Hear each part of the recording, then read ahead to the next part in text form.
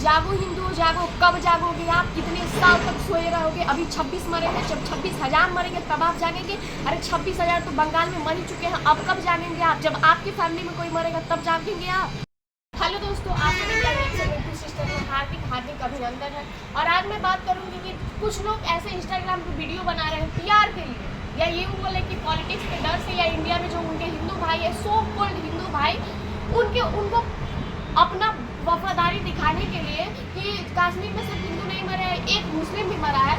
तो अब मैं आपको बता दूं, जहाँ 26 हिंदू मारे जा चुके हैं, वहाँ पे एक मुस्लिम का कोई महत्व नहीं है। और वो जो मरे वो मुस्लिम नहीं थे, वो एक इंसान थे, और उन्होंने हिंदू को बचाने की कोशिश किया, इसलिए वो मारे गए, ना कि वो मुस्लिम थे इसलिए मारे गए। क्योंकि वहाँ पे और भी बहुत सारे मुस्लिम थे जो कि नहीं मारे गए, उनको बोला गया कलमा पढ़ने के लिए, जिन्होंने कलमा पढ़ा, जो मुस्लिम थे वो बच गए। लेकिन उन्होंने अपना धर्म देखने से पहले अपनी इंसानियत देखी और इंसानियत को लेकर भाग रहे थे ताकि वो बच जाए, इसके लिए वो मारे गए, ना कि वो मुस्लिम थे। तो ये जो भी आप लोग पॉलिटिशियन खेल रहे हैं, ये कहीं और खेले, क्योंकि इंडिया के जो हिंदू हैं वो जाग चुके हैं।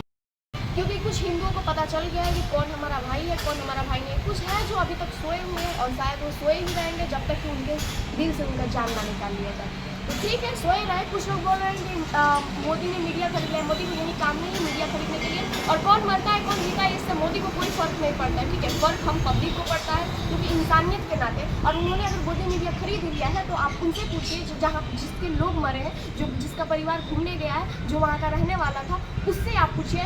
100 में से 99 लोग बोल चुके हैं कि वहाँ पे सिर्फ और सिर्फ हिंदुओं को मारा गया। जिसका पति मरा है वो बोल रही है कि सिर्फ और सिर्फ हिंदुओं को मारा गया, और आप यहाँ पे बैठे आपको मालूम चल गया कि वहाँ पे मुस्लिम मरा। अरे जो मरा वो मुस्लिम नहीं, इंसान था, क्योंकि इसलिए मरा क्योंकि वो इंसान को बचा रहा था। बाकी मुस्लिम वहाँ पे खड़े होकर तमाशा देख रहे थे तो नहीं मारे गए थे।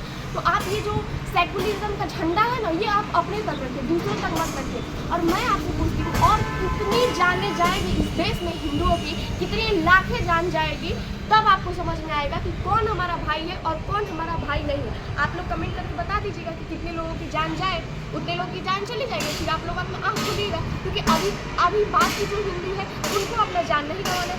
और इतने ही आप लोग को फर्क पड़ रहा है ना कि आतंकवादी का कोई मजाक नहीं होता, मुस्लिम भी बहुत अच्छे हैं। अगर मुस्लिम अच्छे हैं तो जाए बंगाल में, जो दंगा मुस्लिम कर रहे हैं उनको रोका जाए, तब मैं मानूंगी कि हिंदुस्तान के मुस्लिम अच्छे हैं। और जो लोग भी ना सो कॉल्ड ह्यूमिलिटी दिखाने के लिए बोल रहे हैं कि आतंकवादी को मार देना चाहिए, कि घटना बहुत ही निंदनीय है, सारे मुस्लिम खराब नहीं होते, मैं मानती हूँ सारे मुस्लिम खराब नहीं होते, लेकिन जो मुस्लिम अच्छे हैं वो क्यों नहीं जा रहे बंगाल में? क्यों नहीं बोल रहे कि भाई आप एक वक्फ बोर्ड के बिल के लिए आप इतने सारे हिंदुओं की जान नहीं ले सकते, उनके कारोबार को नष्ट नहीं कर सकते, उनके आत्मसम्मान को ठेस नहीं पहुँचा सकते, उनकी बहन बेटियों की इज्जत नहीं लूट सकते, उनके कारोबार जो सालों साल उन्होंने मेहनत करके बनाया उसको आप नष्ट नहीं कर सकते? जाइए ना, तब मैं मानूंगी कि हाँ, इस देश में कुछ अच्छे भी मुस्लिम हैं। इस देश में अच्छे मुस्लिम नहीं है, जो थे उन्होंने इस देश के लिए किया, उन्होंने कभी नहीं कहा कि हम इस देश के लिए हैं और हम सारे मुस्लिम खराब नहीं होते। और जो बोल रहे हैं ना कि आतंकवादी को सजा होना चाहिए, फांसी होना चाहिए, बहुत सारे ऐसे आतंकवादी आए जिनको सजा हुआ और वापस से अटैक हो रहा है। ये मारेंगे और तब तक मारेंगे जब तक कि ऐसे लोग अपने इंडिया में रहेंगे जो कहते हैं कि मुस्लिम हमारे भाई हैं, क्योंकि ये मार चुके हैं और ये मारते ही रहेंगे, क्योंकि इनको ना अपने जान की फिक्र है और ना ही हमारे जान की फिक्र है। और कितने अटैक होंगे इस इंडिया में जिससे आप लोगों की आंखें खुलेगी। पुलवामा अटैक काफ़ी नहीं था, या जो 2006 में हुआ दिल्ली मुंबई में ताजमहल में, वो काफ़ी नहीं था। आप लोग बताइए, अगर इतने अच्छे मुस्लिम भाई हैं तो क्यों नहीं जा रहे बंगाल में रोकने के लिए?